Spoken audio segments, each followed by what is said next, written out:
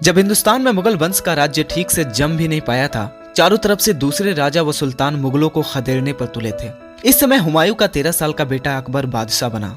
उसकी छोटी उम्र को देखते हुए मुगलों के एक आला मनसबदार बैरम खान ने शासन का काम चलाया और अकबर को राजकाज की शिक्षा देने का इंतजाम किया। जब अकबर 17 साल का हुआ तो उसने राजकाज की बागडोर अपने हाथों में ले ली। अकबर ने दूसरे राज्यों को जीत कर मुगलों के राज्य बढ़ाने व मजबूत बनाने की कोशिश की और इसमें उसे बहुत सफलता भी मिली। उन दिनों आज के मध्य प्रदेश के इलाके में दो इम्पोर्टेंट राज्य थे। एक राज्य था मालवा, जिसका सुल्तान था बाज बहादुर, और दूसरा था गढ़ा कटंगा। इसकी राजधानी थी चौड़ागढ़। गढ़ा कटंगा गोर राजाओं का राज्य था। अकबर के समय में यहाँ रानी दुर्गावती शासन करती थी। 1561 में अकबर के मुंह बोले भाई अदम खां को मालवा पर चढ़ाई करने के लिए भेजा गया। मालवा का सुल्तान बाज बहादुर मुगलों से बुरी तरह से हार गया और वो मालवा से भाग निकला और कई सालों तक अपना राज्य वापस जीतने की कोशिश करता रहा और आखिर में वो इस कोशिश में नाकाम रहा और उसने मुगलों की सेवा स्वीकार कर ली और एक मुगल मनसबदार बना दिया गया। अदम खान ने मालवा से बहुत कीमती धन हासिल किया, पर उसने ये सारा धन अकबर को नहीं सौंपा। बहुत सी बेशकीमती चीजें वह खुद हड़प जाना चाहता था। अकबर को जब यह पता चला तो वो बेहद नाराज हुआ और उसने अदम खान से जबरदस्ती सारा धन वसूल किया। पर बादशाह से बेईमानी करने वाला अदम खान अकेला मुगल मनसबदार नहीं था। उन्हीं दिनों एक दूसरे अधिकारी आसफ खान ने गढ़ा कटंका राज्य पर चढ़ाई की और रानी दुर्गावती को हराया। रानी ने जख्मी होने के बावजूद बहुत हिम्मत से जंग किया, पर अपनी सेना को हारता देख उसने अपने आप को मार डाला। आसफ खान ने गढ़ा कटंगा से हीरे जवाहरात, सोने चांदी की बेशकीमती चीजें हड़पी। इस आपार धन में से उसने अकबर को सिर्फ 200 हाथी भेजे। एक बार फिर अकबर को अपने एक मनसबदार की मनमानी और बेईमानी से सख्ती बरतनी पड़ी। उसने आसफ खान को सारा धन बादशाह के हवाले करने पर मजबूर किया। अकबर समझ रहा था कि उसके मनसबदारों की यह हरकत उसके लिए बहुत बड़ी समस्या बन जाएगी। वह अपने अधिकारियों को किसी भी तरह इतनी खुली छूट नहीं देना चाहता था। वह जानता था कि अगर मनसबदारों को मनमानी करने की छूट मिले तो वह मुगल साम्राज्य को वैसा मजबूत नहीं बना सकता जैसा कि वह चाहता था। अकबर जब 1556 में बादशाह बना तो उसके शासन में 51 बड़े अधिकारी या दरबारी थे। इन बड़े अधिकारियों को अमीर कहा जाता था और वे वास्तव में बहुत धनी हुआ करते थे। अकबर ने अपने राज्य के अलग अलग इलाकों का कार्यभार इन अमीरों के बीच बांट दिया था। हर अमीर अपने साथ एक सेना रखता था जिसे बादशाह के आदेश पर बादशाह के सामने प्रस्तुत किया जाता था।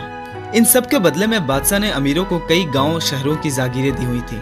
अमीर अपने जागीर के गांव शहरों से मिलने वाली लगान का धन अपने लिए व अपने जागीर का शासन चलाने के लिए रख लेते थे।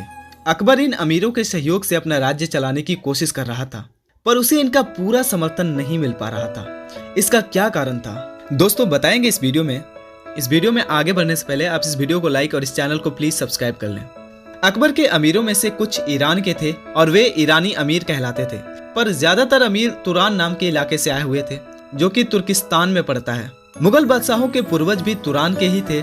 कई तुरानी अमीरों का तो अकबर के खानदान से रिश्ता भी था। इस वजह से तुरानी अमीर अपने आप को मुगल बादशाह के बराबर का मानते थे और वे अकबर से दब कर नहीं रहना चाहते थे। वे चाहते थे कि वे अपनी अपनी जागीर को मन मुताबिक भोगें और उन्हें पूरी छूट हो कि वे अपनी जागीरों में जैसा चाहे वैसा व्यवहार करें। वे यहाँ तक चाहते थे कि सब मामलों में बादशाह उनके कहे अनुसार ही चले। पर अकबर को यह बात बिल्कुल पसंद नहीं थी। वह नहीं चाहता था कि पूरे साम्राज्य में बादशाह के बराबर कोई और हो। वह चाहता था कि उसका हुक्म सब पे चले और सब पर उसकी निगरानी रहे। वह जिसको चाहे अमीर बनाए, वह जिसे चाहे छोटा या बड़ा मनसबदार बनाए। वह चाहता था कि सारे अमीर अपनी जागीरों में बादशाह द्वारा बनाए नियमों का पालन करें और बादशाह के सभी आदेशों को तुरंत और बेहिचक माने। जाहिर है कि किसी भी बादशाह के संप्रभुता के लिए ये सब बातें जरूरी भी थी। तुरानी अमीरों को अकबर की ये नीतियां बिल्कुल सहन नहीं हुई।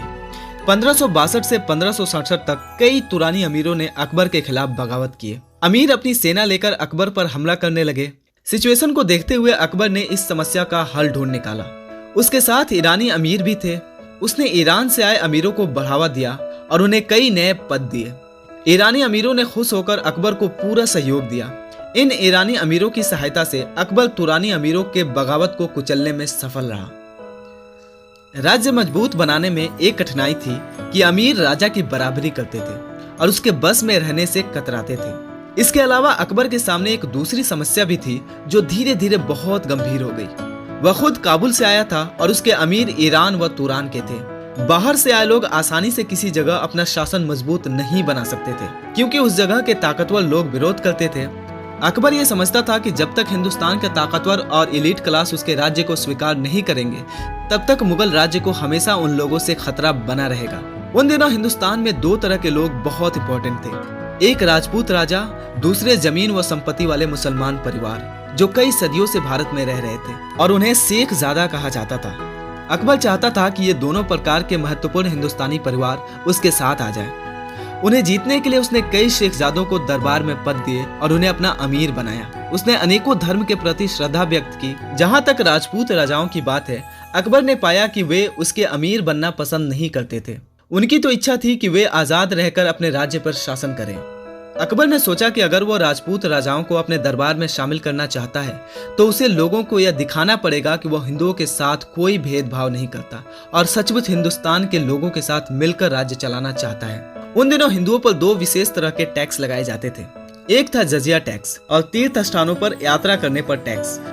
जजिया कर बादशाह के सभी अधिकारियों व अनाथ लोगों से नहीं लिया जाता था। अकबर ने सन 1562 में यात्रा कर हटा दिया और 1564 में हिंदुओं से जजिया कर लेना भी बंद कर दिया। कुछ राजपूत राजा अकबर की इस बात से प्रभावित हुए और उसकी सेवा में आ गए।